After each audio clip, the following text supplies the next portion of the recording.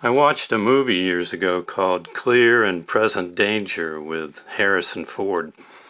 If you've seen it, then you know it's about Jack Ryan, a CIA agent whom the President of the United States assigns to go up against a bunch of Colombian drug lords.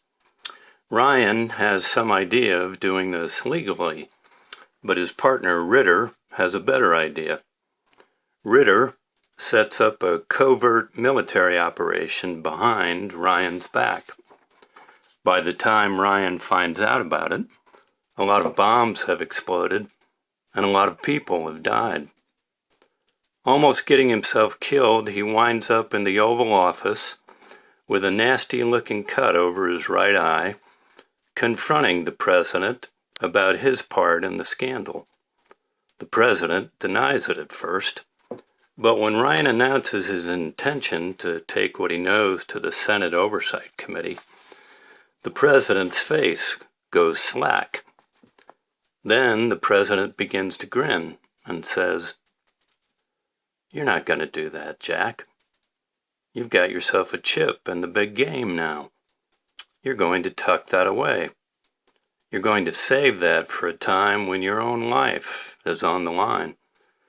Then you're going to pull it out, and I'm going to cash it in for you." "I am," Jack says. "The country can't afford another deception that goes all the way to the top," the president says. "You'll take the blame. You will be punished, but it won't amount to much.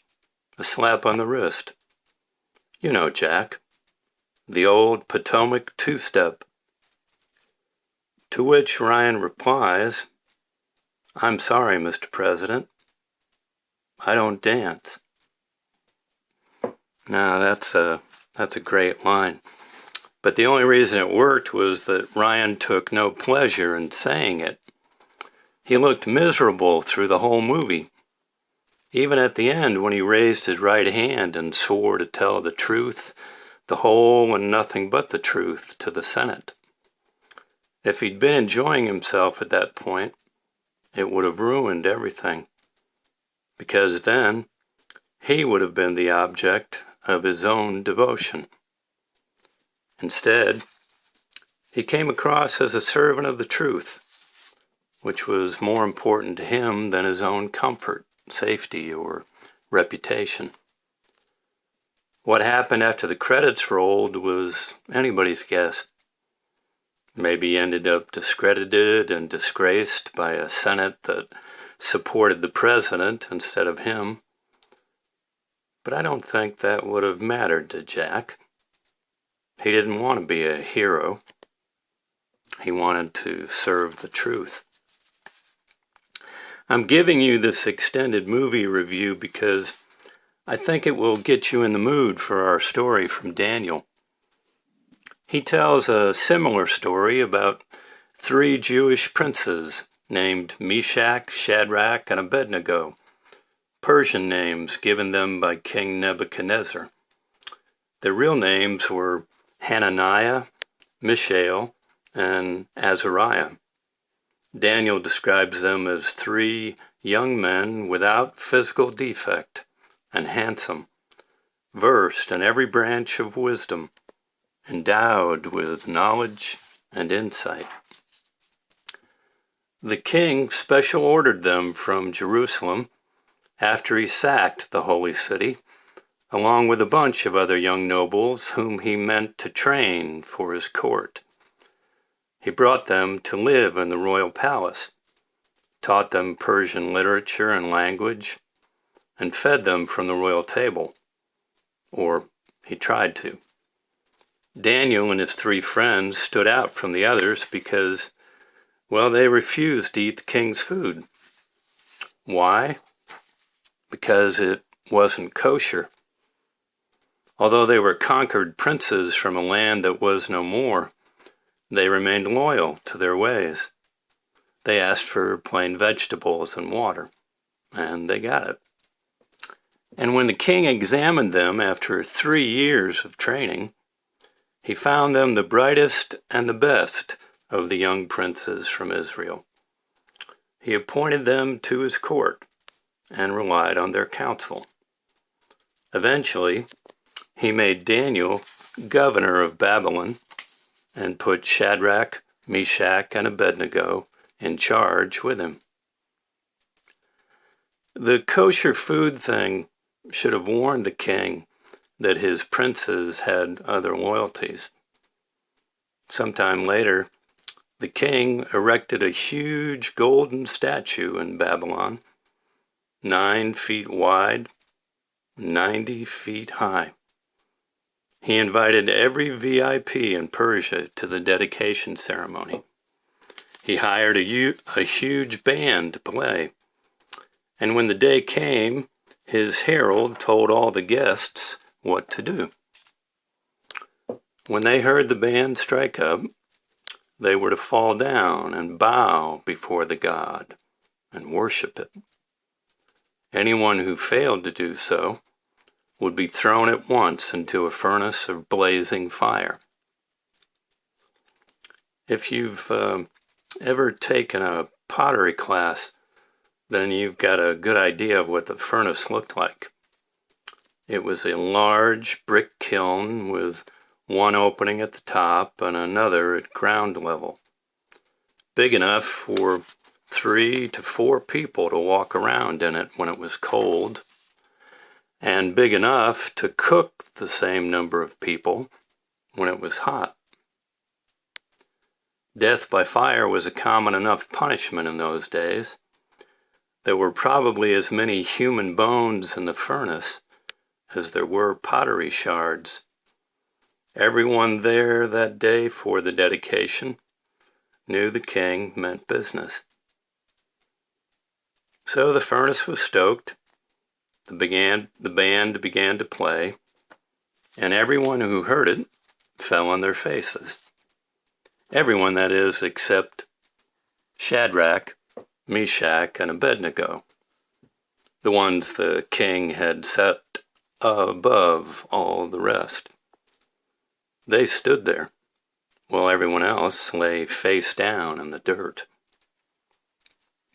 My hunch is it humiliated the king, although that wasn't their purpose. They meant him no disrespect. They simply couldn't bow down to the statue any more than they could eat the king's food. They served a higher authority, and however grateful they may have been for the king's favor, their lives didn't belong to him. Their lives belonged to God. They would worship no other.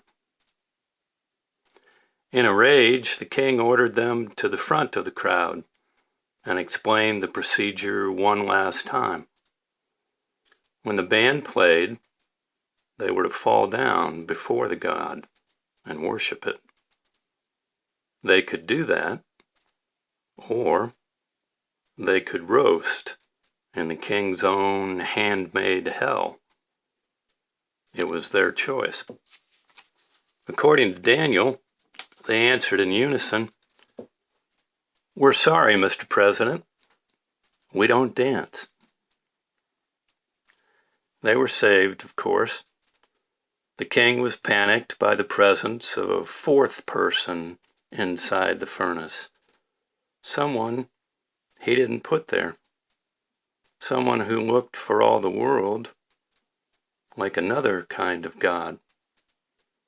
Seeing that mysterious 4th one, the king called the whole thing off. Shadrach, Meshach, and Abednego came out of the furnace smelling like roses, not ashes, and the king was so astounded that he promoted them on the spot. It was the best possible ending, which Daniel preserved for all time. But I've never really thought that the point was that God will always rescue people. According to Shadrach, Meshach, and Abednego, the point was to obey God no matter what. No matter if they died, or no matter if anyone ever knew they were right. When Nebuchadnezzar gave them one last chance to change their minds, they didn't presume to tell him what God would do because they didn't know. They simply told him what they wouldn't do. O Nebuchadnezzar, we have no need to present a defense to you in this matter. If our God, whom we serve, is able to deliver us from the furnace of blazing fire and out of your hand, O king, let it be so. But if not, be it known to you, O king, that we will not serve your gods, and we will not worship the golden statue that you have set up. We will not.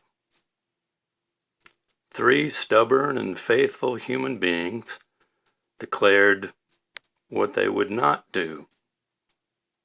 Really, what they, for the love of their God, would do. And that is stand faithfully by their God. Everything that happened after that was extra. Now, stop this tape and go to the second tape to hear the rest of the meditation.